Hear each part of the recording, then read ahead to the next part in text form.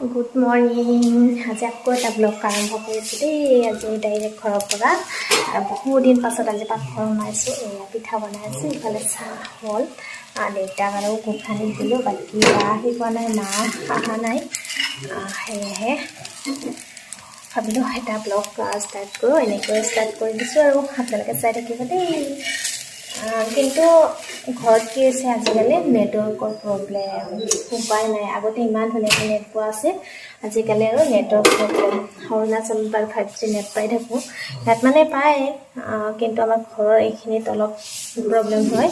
সেইকাৰণে ব্লগবিলাক আপলোড কৰোঁতে অলপ পলমেই হৈ আছে। তথাপিও আৰু ব্লগবিলাক দি থাকিলে ভাল লাগে ন। আপোনালোকক ছাপোৰ্ট ভালকৈ কৰিব পৰা নাই, তথাপিও আৰু মাজতে যিমানখিনি পাৰিছোঁ কৰি আছোঁ দেই। আপোনালোকেও ছাপোৰ্ট কৰি থাকিব। এতিয়া ব্লগটো এনেকৈ আৰম্ভ কৰিছোঁ। এয়া পিঠা পিঠা খাই তেনেকৈ ভাল পায় বাৰু। অকলে যা পিঠা খাইছা? ঐ পিঠা খাবা আৰি।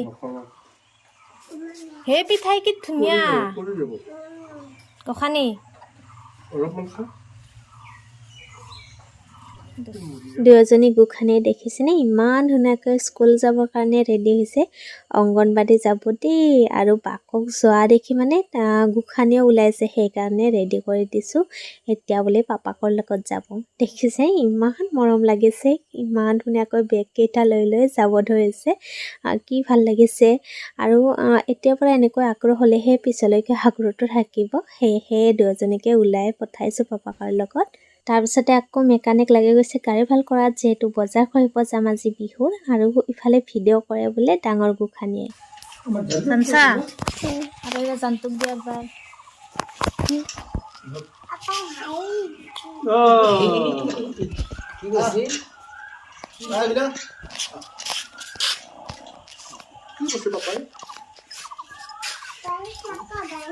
এয়া এইবাৰ আকৌ ওলাইছোঁ বিহু বজাৰ কৰিবৰ কাৰণে দেই। আপোনালোকক আকৌ দেখাই থাকিম। এতিয়া সকলোৱে গাড়ীত ধৰিলে, দেউতাই থাকিল, বাকী আমি গোটেইকেইটা যাম।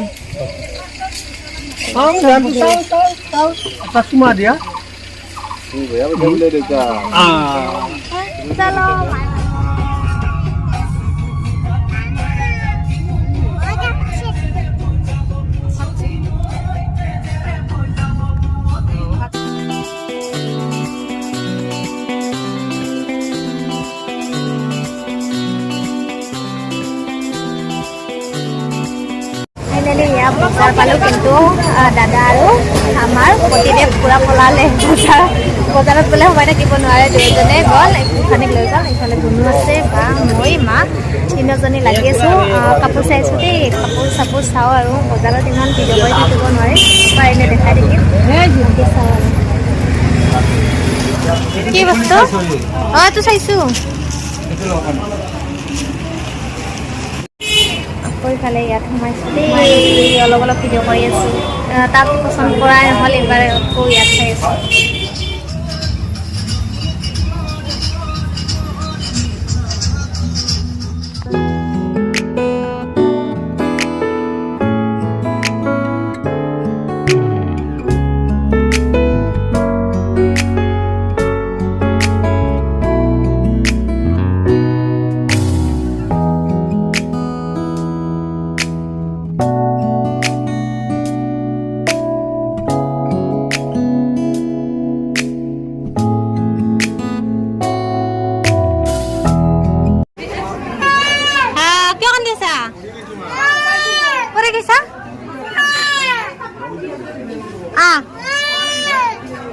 কোনটো ভাল লাগছে? কোনটো মস্ত ভাল লাগছে? সাতা আনি ভালো করে চলা এটা নলগিয়া গ'ল। এটা ল লাগে চলা এটা। হয় নেকি? ক'ত আছে আৰু খানি খালি যা খা। বিশাল পালোঁ আমি। বিশালত একদম মানুহৰ ভিৰ। এতিয়া চাওঁ আৰু কি লওঁ ইয়াৰ পৰা।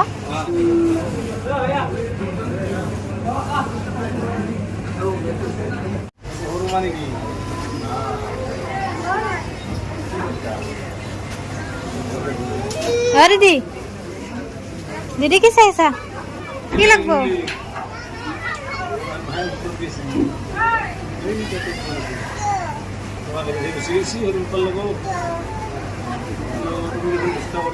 বজাৰ কৰা হ'ল একদম মাথাৰ বিষ উঠি গৈছে ইফালে এয়া গোসানী এয়া বা দাদা গ'ল ইফালে মা গোসানী পাপাক আমাৰ গোসানী গুণু মই আমি আহিছোঁ বাজৰ হোটেল ন গোসানী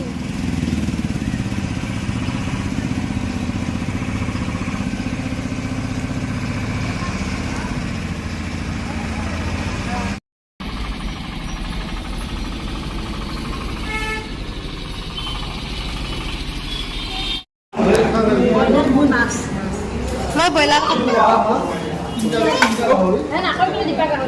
ব্ৰইলাৰ খাম দে ব্ৰইলাৰ দুটা গাহৰি দুটা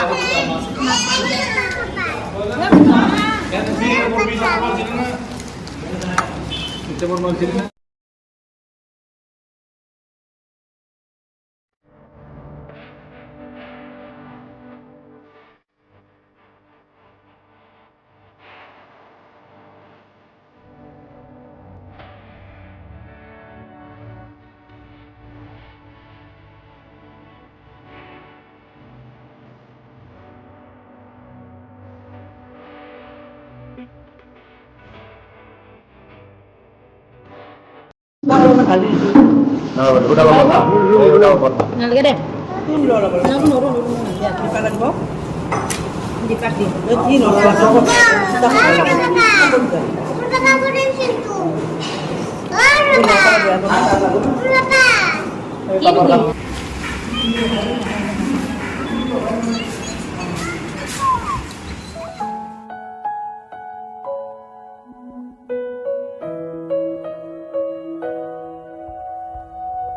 Was in a dream?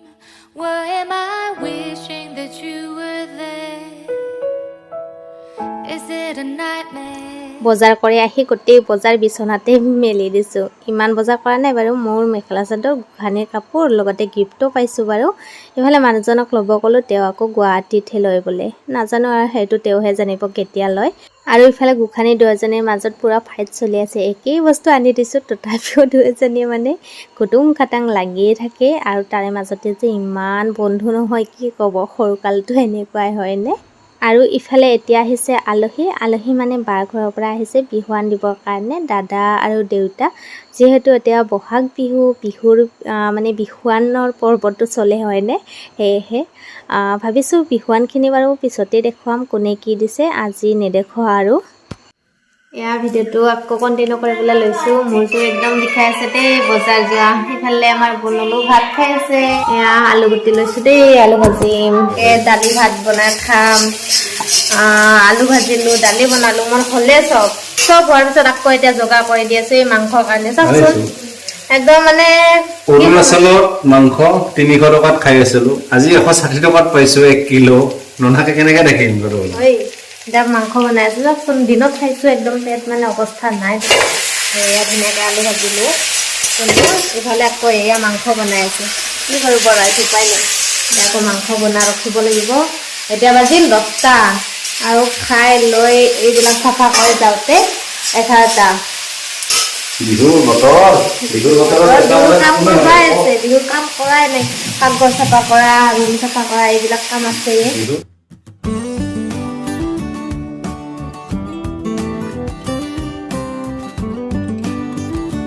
ৰাতি ভাত খাওঁতে গোসানীয়ে ভাল পালে চাওকচোন ইফালে এয়া পাপাকৰ ভাত খোৱাই হোৱা নাই মই খাবলৈ আছোঁ এয়া কুকাৰত ভাত এড কৰি ব্লগটো দীঘল নকৰোঁ আশা কৰোঁ আপোনালোকে চাই ভাল পাইছে বিহুৰ বজাৰ হ'ল যেনে তেনে আৰু ভাল লাগিলে বিহুৰ বজাৰ কৰি বাকী বিহুৰ কামহে কৰিবলৈ আছে নেক্সট ব্লগত বিহুৰ কাম কৰা দেখাম দেই আপোনালোকক তেতিয়ালৈকে বাই বাই